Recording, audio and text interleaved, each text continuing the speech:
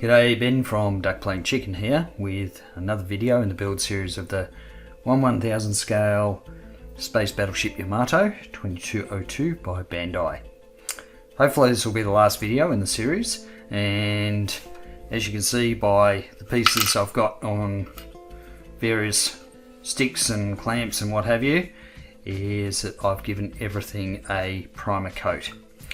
So even for the red pieces, normally you would prime red pieces in a lighter colour because red is inherently quite transparent, but it's because of that transparency that I've actually done the primer in black. I'm going to talk a bit about that in a minute. So I've got all my pieces on clips. I've done quite a bit of masking, just the electronics and stuff, but basically the painting side of things, there's a minimal amount of masking, which was the whole idea all along, so I think it's going to be pretty straightforward.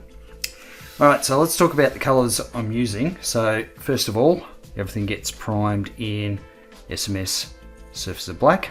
For the main hull colour, I'm using Imperial Japanese Navy Kure Grey.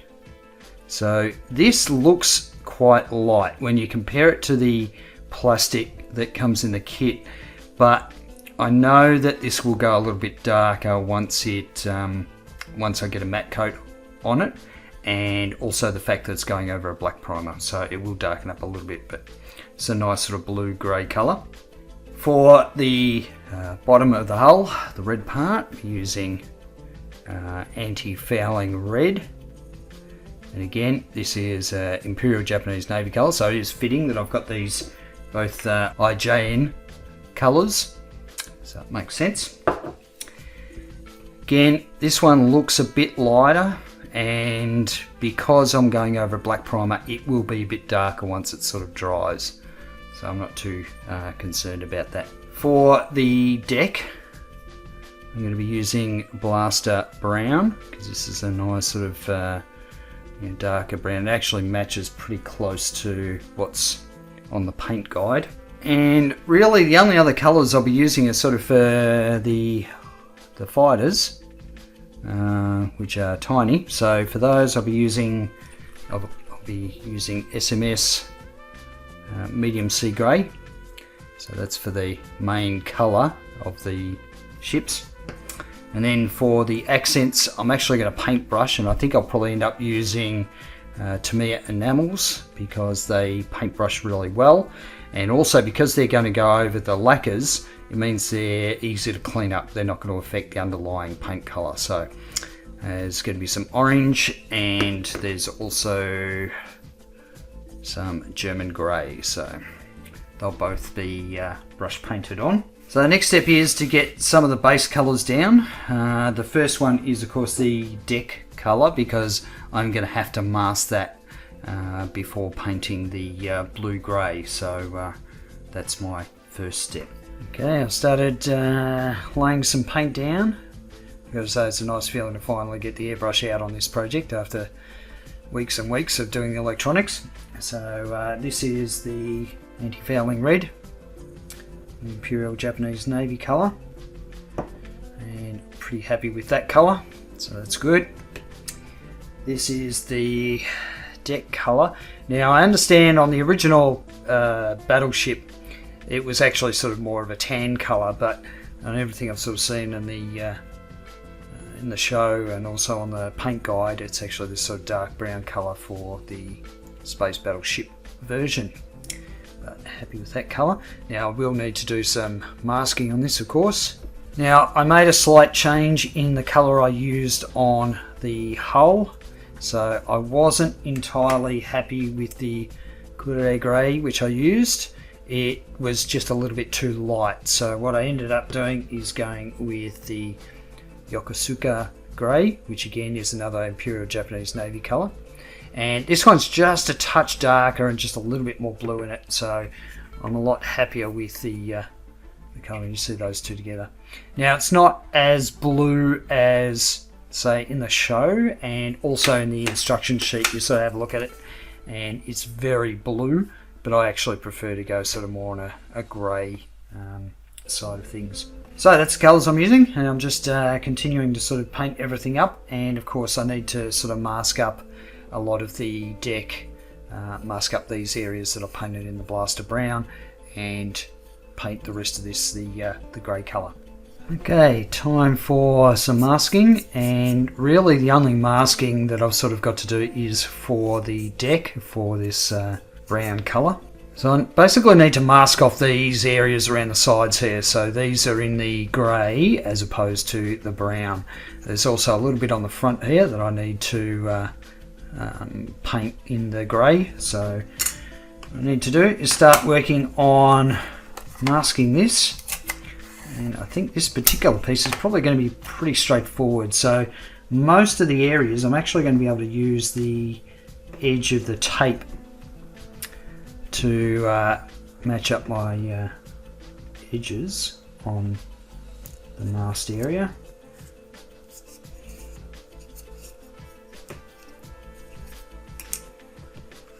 I think probably the biggest problem is going to be sort of this, they're not straight rectangular shapes. So these areas in here. Let's see how we go.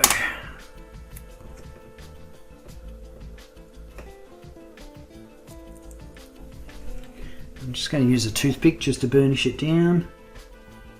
Make sure that I've got it right in that corner. That looks pretty good.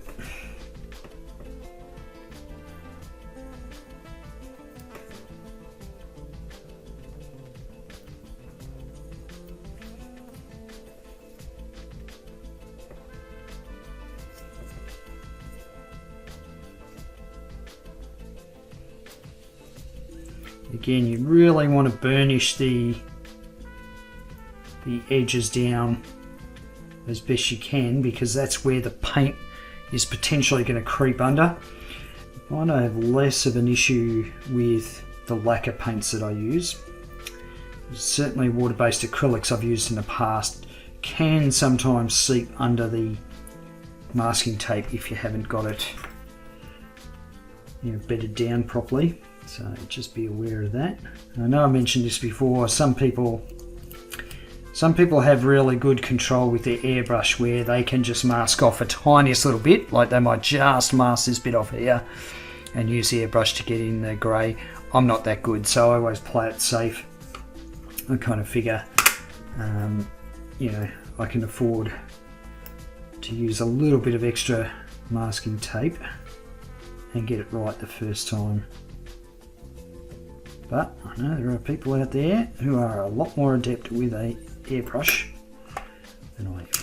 I think for me, I've noticed my skills probably more develop in things like weathering, a little bit of figure painting, and certainly the electronic side of things. But I probably do need to hone my airbrush skills a lot better. Just do stuff rather than using it pretty much like a spray gun, where I just use, one colour, sort of hose it on. I need to learn to do some more subtle stuff with an airbrush, I think. But not on this project. Not on this project. Okay, that looks pretty good. Alright, so that's really the kind of process of masking. There's nothing super exciting there. The other one I've got is this one. So it's basically from this ridge here, sort of all the way down and around this oval part. So I'll mask that off and then be ready to throw some grey on these pieces. So I've had another minor disaster. It's plagued with them. One of these things, it's tiny, you can barely see it. It is a piece that goes on the deck. You can see just under the barrels of that turret there. I think it's a mooring hook or something. Anyway, I had these on clips to paint, and this one's painted, but the other one decided to flee in terror and has been somewhere, and I'm never going to find it again. So, had to scratch build one, and I thought rather than scratch build one and have the other one look different, I'll just scratch build two.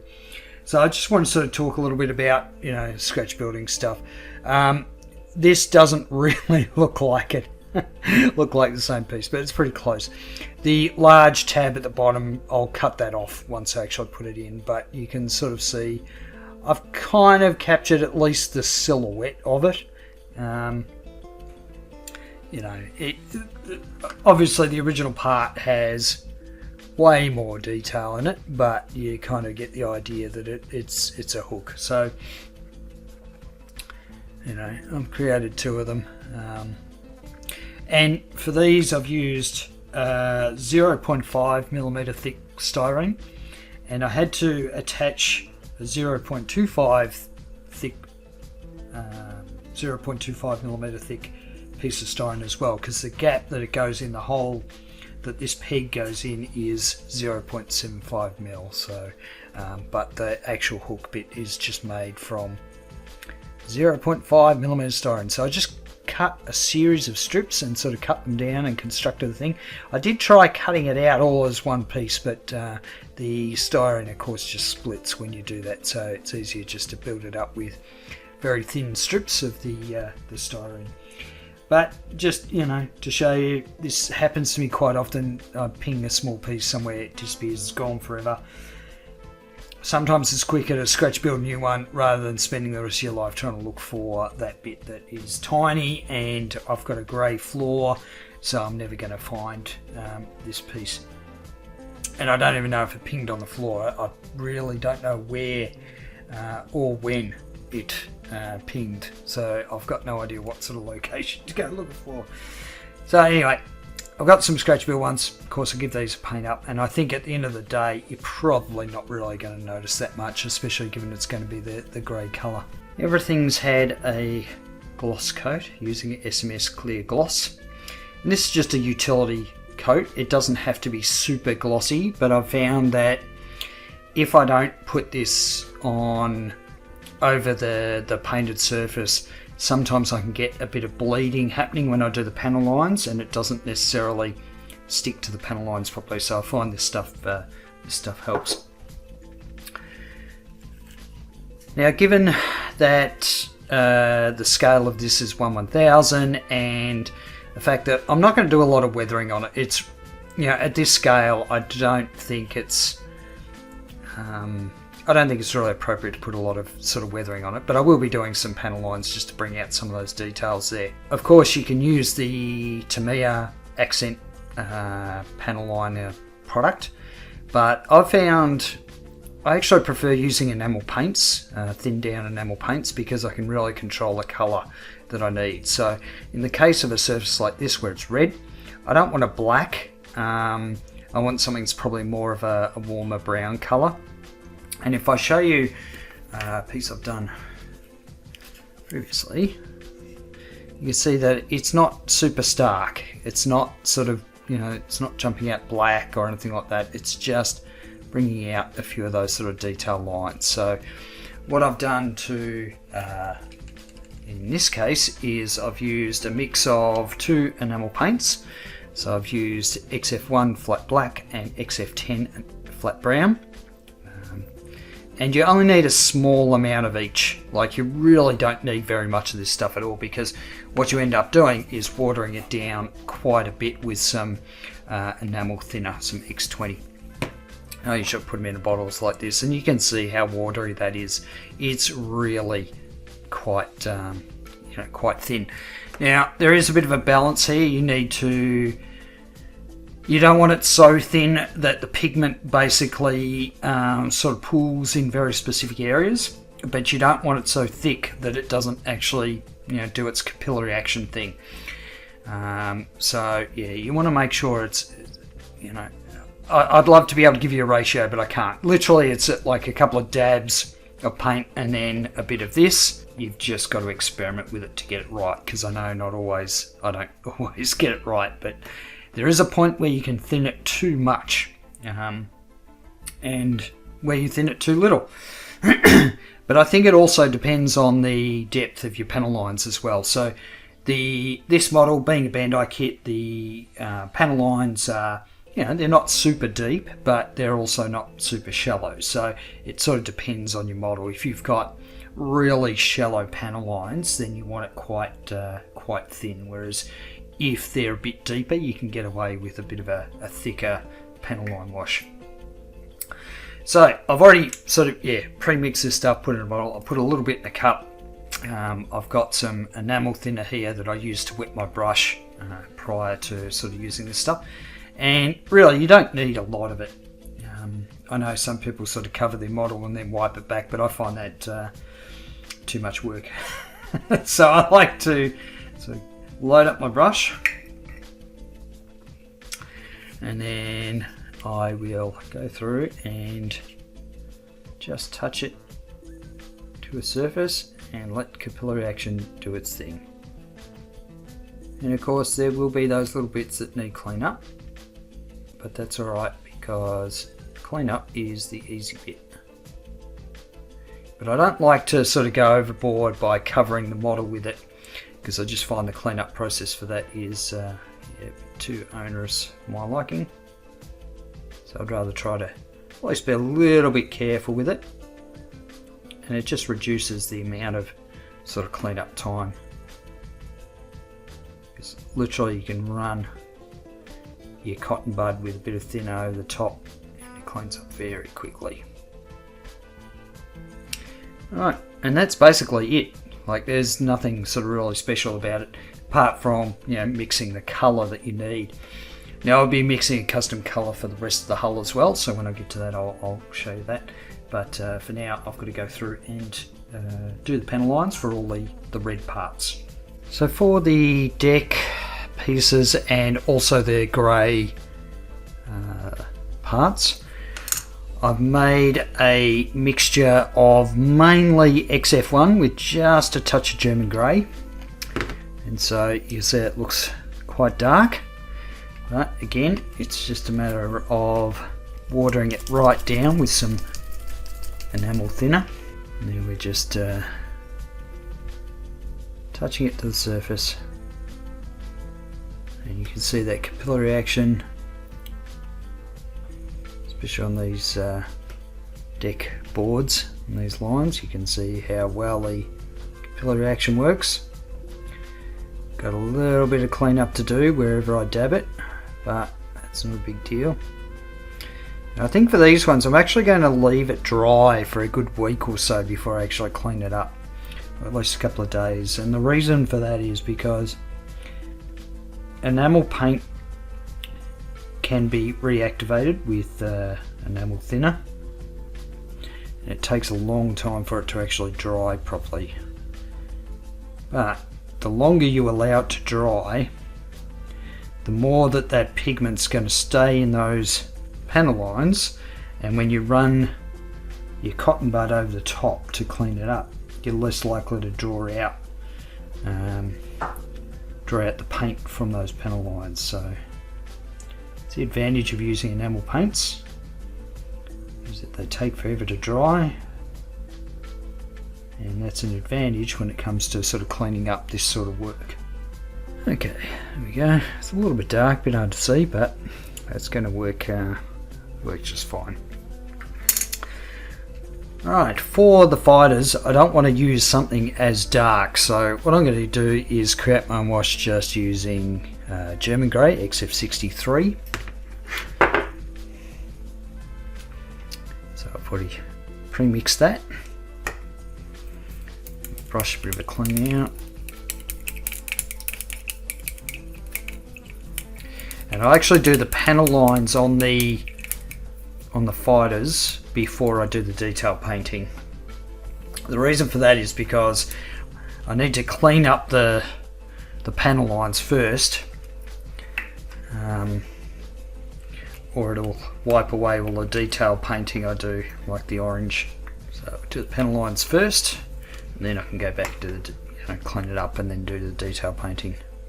Okay, let's see if we can get this on camera. I'm just touching it, and you can see it's sort of going into all those details. So I'll go ahead and finish all the panel lines for all the parts, and then I'll come back and I'll show you how I go about cleaning it all up. The panel line wash has had almost a week to dry, so now I'm going to use some Shellite to clean it up. You can also use enamel thinner, it'll do the same thing. Basically it's a way to clean away the enamel panel line wash from areas where you don't want it. So I just decant a little bit into a bottle, use a cotton bud, dunk it in, dab the excess off, and then simply rub it across the panel lines, and you can see it cleans it up really nicely. Leaves all the wash in the recesses and cleans up all the splodges where you've gone outside the lines. So it really is a nice basic process. It makes a difference to bring out detail in your kits, especially if they have decent panel lines, as Bandai kits usually do. It can make a big difference. Always sort of go across the panel line, don't sort of go with the panel line, or you end up taking out the enamel panel line wash where you want it. Okay, so that's the process. I'll go through and clean all the parts once, and then I'll leave it for half a day or whatever, and come back and do another round of it. And the reason for that is because inevitably I end up missing spots, and I can almost guarantee, even going through it a second time, there'll be spots I miss that you don't see until you put a flat coat on, and then it's too late. And of course the flat coat, once it sort of shows up every blemish when you're talking about this panel line stuff. So it's a good idea to go over it a couple of times just to make sure you got all the spots cleaned properly. I've cleaned up all the panel lining, and while I was doing that, if you remember, I lost one of these bits. Well, I found it. It just dropped out of another piece. So at least now I've got the actual ones back in, and then of course I put this one in, and this bit of this edge broke off, so I had to sort of focus. You can just barely see that seam there where it broke, but I think it's just the enamel paints reacting with Bandai plastic, making it a bit brittle. But I found it. I couldn't believe my luck. After scratch building one and then finding the actual one, when I least expected it. Alright, so all the panel lining stuff has been cleaned up, and I've also been doing a little bit of brush painting. So first of all, on the back, so this is on just above the rear engine, you can see there's two little red marker lights there. So for that I used enamel XF7 flat red, and the reason I use enamels for this brush painting is because it's kind of easy to clean up if you mess it up. It doesn't react with the underlying lacquer, so you can just clean it up like you do panel lines. At the bottom of the missile stack there's these I don't know if they're windows but anyway they're indicated as blue on the painting guide. So, and watching the show, they sort of appear to be blue, so I painted those in again using enamel paint, and for this one I've used X14 Sky Blue. Now for the fighters, there's actually two different types of fighters you get. I didn't realise that till I sort of started painting them. Let's see if we can get this up close. So you can see this one's got sort of a twin gun turret in the middle of the craft there, which is different to the other one. So I've basically used three enamel colours to paint this. So for the windows I used X28 Park Green. For the orange piece I used X6 Orange, and then for the dark grey bits like the anti-glare and what have you, I've used XF63 German Grey. So if I hold up the two different fighters, you can see the one on the left there has got the twin turret, and the one on the right of course doesn't, so you get two of each. The painting on these is pretty rough, but given the scale, they're going to be fine when you're sort of looking at it from, you know, that kind of distance. Certainly gives the indication of the colouring of the fighters, so reasonably happy with those.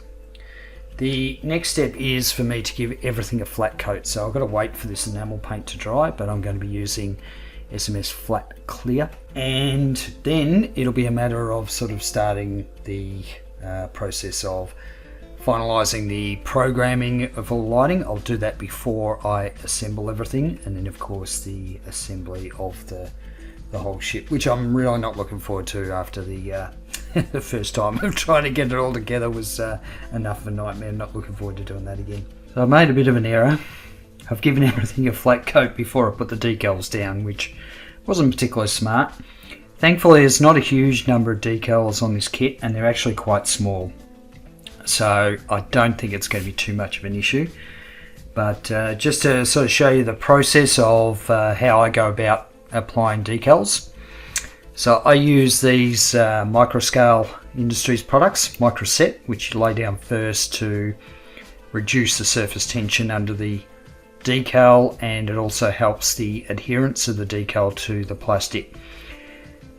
Then Microsol softens the decal and makes it conform more to, you know, when you've got panel lines and that sort of thing.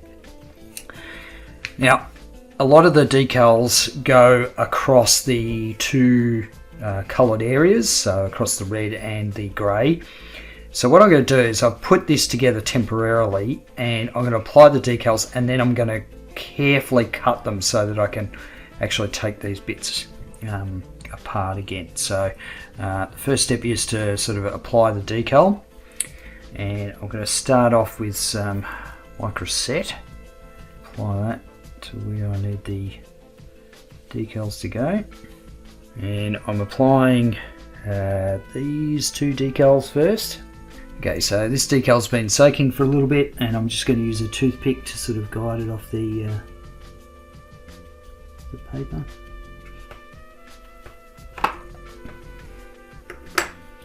Okay, so once I've got it in place, so let's see where that sits. Now when I'm happy with the location of it, you can take a cotton bud, just roll it gently but firmly across the surface. So they're both down now, and the next step is to get some Microsol down.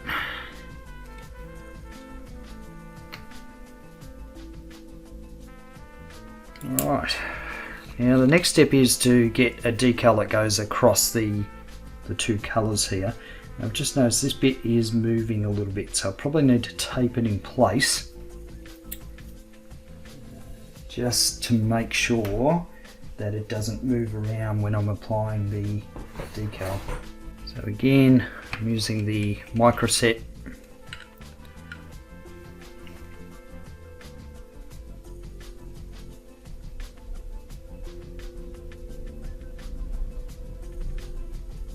It's a little bit tricky to sort of line up over a curved surface. Just a straight line. Alright, so I get an idea there. But of course, the good thing about decals is that if you're not happy with their location, you can actually just add a bit of water and reposition them. Okay, so cotton bud, gently rolling it across,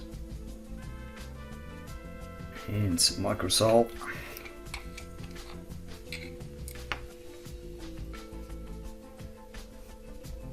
These decals, being Bandai decals, they're really high quality. They're really quite thin, so I don't envisage I'll have too many problems with silvering. I will lay down multiple coats of the Microsol just to sort of really bed those decals down. But what I'll do is once I've got the decals down, I'll give it another flat coat just over the top. So I think disaster avoided, at least for now. Okay, so I'll go ahead and do the rest of the decals. Okay, I've applied all the decals, and now I need to basically cut that decal that you see that crosses over the grey and the red. So if I look at the other side, this one has already been cut. And so just to quickly show you how I do this, I find the best blade for it is a brand new, which is this number 10 blade. So it's got that sort of curved edge and it makes it a bit easier to do a precision cut. So I'll basically start in the seam before I get to the decal. Just gently pull it along. So now that's sliced, I should be able to take this piece off. You can see that there's a nice clean cut there. It means I can take this piece off and it will line up perfectly when I put it back on. So yeah, if you've got decals that sort of cross over multiple parts, it's always good to put the parts together, put the decal on, and then cut them with a very sharp knife. Okay, I'm doing some work on the larger turrets, and of course these work on the principle of a fibre optic going through the barrel itself. But for the purposes of painting and that sort of thing, I just left the fibre optics a bit too long, so I need to trim them back. And in order to do that, I made a jig just out of a bit of styrene tube, so I can slide this over the fibre optic, I can line it up and I can trim it so that when I feed the barrel over it, you can see it no longer sticks out. Now it's important to have all of these probably at the same length, the fibre optics just cut to the same length, just so that there's sort of an even, I guess, lighting effect. So here's one I prepared earlier. So you have to be looking right, pretty much right down the barrels to be able to see it, but it is working reasonably well. Okay, so I'll go ahead and do the rest of those. For the medium-sized turrets, so these ones here, of course these don't have barrels that go over the top, it's just going to be the fibre optics that are going to make the barrels. So I need to again make a slightly different length jig to again slide over the fibre optic and then just trim them so they're all at the same length. I've got my model all splayed out here with the electronics, well, most of the electronics working. Basically this is just so that I can get the main lights working, so this doesn't include the gun turrets turning, it's just so that I can program all the lighting. So I want to try and give you a bit of a rundown of what's actually happening here, because it's probably a bit hard to see. Turn the light off and you can see, so the engine out the back is on and all the side cannons have just fired. They'll fire a couple of times and then we'll see the wave motion gun in a minute. So it takes a bit to sort of warm up, but you can sort of see the light coming out there. So it sort of cycles through like a yellow through to a blue and then to a white, and then it fades out. So basically the sequence is that the engine will fade out in a minute, so I'll take you through the full sequence. So wait for that to fade out. So basically the small engines and the large engine at the back will fade in. And you'll notice that the tower is got all blue lights. Same with the fourth deck, which you can't see, and the side decks of the hull. You'll notice that the tail lights have turned sort of orange and red, so the alarm's going off, so they're preparing the guns to fire, and so that'll happen in a tick, and you'll see they sort of fire in a sequence and then go out in a sequence. And then after they fire, you can see the wave motion gun starting to fire at the back there. So I apologise, it's not laid out ideally for shooting on camera. It was more just so that I could sort of check the sequence. Now I am having some problems with the remote control stuff still. I'm not getting that responding as well as I'd like, so worst case scenario I might have to program it so that it actually just does as part of the sequence, not necessarily as part of the using a remote. So the next step for me is to deal with the light blocking, because you'll notice that when the little gun turrets go off, there's a lot of light sort of coming in from, obviously, from the LED strips. So I'm going to have to light block all that stuff so that if there's any gaps, you know, I really don't want that coming through. And there's going to be quite a few light leaks, I think, in this. I doubt whether I'll be able to catch them all, but I'm going to give it a good shot, and if I don't, then at least I've tried to minimise it as much as I can. So that's the next step, light blocking. I've done all the light blocking of the LEDs. I think I'm probably still missing a bit, but it's got the bulk of it, and for that I've just used this stuff. It's just fabric paint, black. It's nice and thick, so it light blocks pretty well. The next thing that I've been doing is sort of starting to put it together, but before I go any further, I want to kind of get the base up and running. So, of course, it's all painted. The other thing I've done is I've added a couple of like little felt sort of bits to the top here. That's just to protect the paint, the underside of the ship to the, you know, especially with black, it will sort of mark and come off. So I've added that. And all that is some of this stuff that's just fairly thin felt, and it's self-adhesive. So for those of you in Australia, I've just picked this stuff up in Spotlight. It's sort of readily available in craft shops. So I've got the felt on there, and the other thing that I've been doing, so I've just got to check that I'm not getting any marks on the bottom of the craft, so that's good. You can see I've taken the masking off those two magnetic pogo pins. So now when it goes on, now the felt does have a little bit of height to it, so what I'm kind of concerned about was the signal getting through properly, that it was making a solid contact. So I've been using my multimeter to just check that I'm making a good connection. So for example, the connection for the remote control, if I can find that one, it's this white wire that comes from underneath the base. So hook up my end to that. And then I know that there is a contact point here. So yes, I know that's making contact, and I've also tested the other wires going through for the voltage.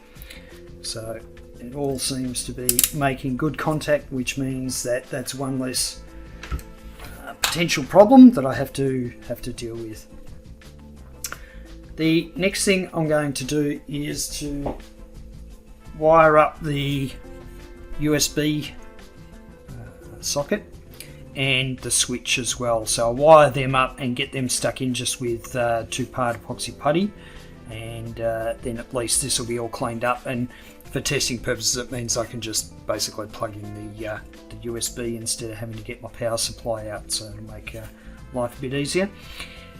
As far as the remote control goes, I still haven't sort of sorted that out entirely, so yeah, I'm not quite sure what's going to happen there. It may end up that I can't use the remote control at all, just having lots of issues with it. But anyway, there's a small hole there for it, for the sensor, in case it does work.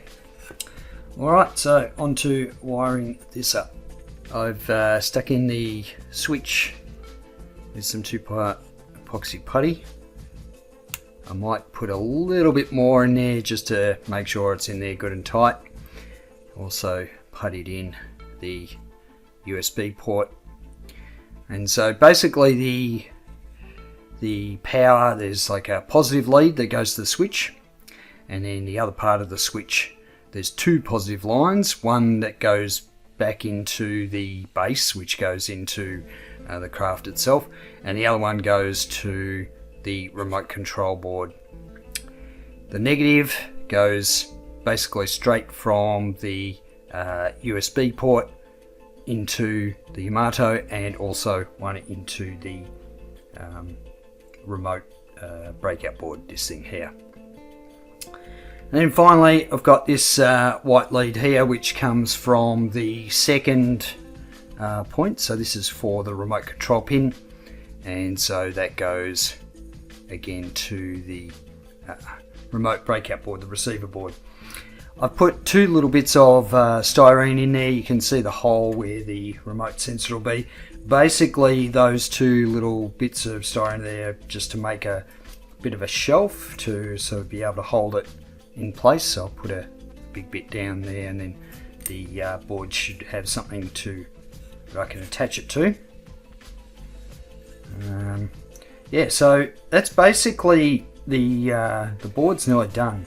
Sorry, the base is nearly done. It's just a matter of sort of getting the little acrylic rods in here to put the small craft on. But as far as the wiring goes, there's not much else sort of to it. So I've actually finished the Yamato itself, and I've come across an issue. The remote control is not working.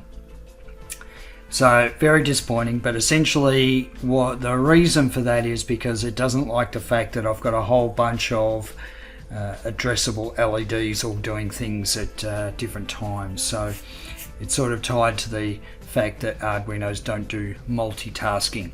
I have looked at sort of alternatives to how I can get around it, but none of those sort of seem to work. So don't worry, the turrets still turn, the lights still work and all that sort of thing. It just won't be able to be triggered by remote control. However, what I've done is I've left it open that maybe in the future I might give it another shot. So I'm actually going to leave the hole in the base here ready for the receiver unit.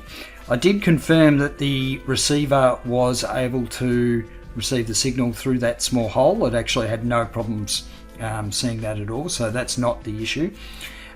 It was more around the multitasking side of things. So anyway, that might be a future thing, but mind you, given how much time I've spent on this project, I'm not likely to revisit it in a hurry. The final thing to do on the base is for the fighters to actually sort of mount them on here. So I've got the fighters all painted up, and I'm going to use some 1mm thick acrylic rod, and I'm going to cut this down to size. I'm not quite sure how much I need here, but I'm just going to take a guess. And I'm actually going to pose them at sort of slightly different heights, so it looks like a bit more believable. So this is just pressure fit. Fighter seems to hold well enough in there, and then I'm going to one of these holes out, slide it down, and what you can end up with is something like that, which I think is still a lot better than the clear plastic pieces that come with it that seem very bulky. I think this is a lot neater solution. So I'll go ahead and do the rest of those. Now, just to show you it's all together, there are a few gaps, which I think it's because the amount of electronics that are in there that I've had sort of a few issues getting it to fit properly.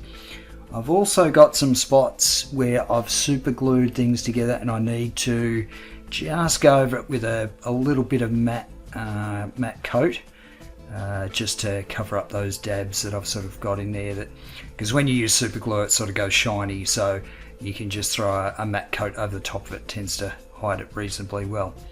So I'll go away and do that, and then once I've got the fighters done and a little bit of matte coat, I am very close to being finished. So I'm very excited and am likely to squeal like an excited school kid once I actually get this thing lit up. I'm done. I have literally reached my wit's end on this kit. But thankfully it's all together now and it kind of works. So just a few things, a few final thoughts before I go to the beauty shots and video. First of all, the kit itself is fantastic. Typical Bandai, lots of detail, really well engineered. If you're going to put this together without the stupid kind of electronics I did, you won't have any problems with it. There's some fiddly bits, but it's a really well engineered plastic kit, that's for sure. Now, as far as my build goes, I'm happy with the look of it. The grey I used is maybe just a shade darker than I would have liked it, but overall I kind of like the look of the colour choice I made. The other thing is the electronics that I put in it, a bit hit and miss. So there's some parts of it I really like, some bits I'm really disappointed with. Bits I'm disappointed with are the turret, the big turret gun lighting. That is, you know, the light sort of appears for some of the barrels and not others. You'll see that in the video, and that's around the light blocking I did. I think that's the where those issues are happening. But you know, wave motion gun, the engine look really good. You know, even the small turrets, you know, their firing sequence, which you'll see in a minute, I think have worked okay. I've certainly learnt a lot doing this project, so that's kind of the main positive I'm taking away from it. I would love to do this on a larger scale version of the Yamato, like the 1/500 kit or even the 1/350. Problem is they're getting expensive now on the second-hand market, and it's also an issue of space of where I'm going to store it. So, but anyway, here we are. So on to the beauty shots, and until the next build series, I'll catch you later.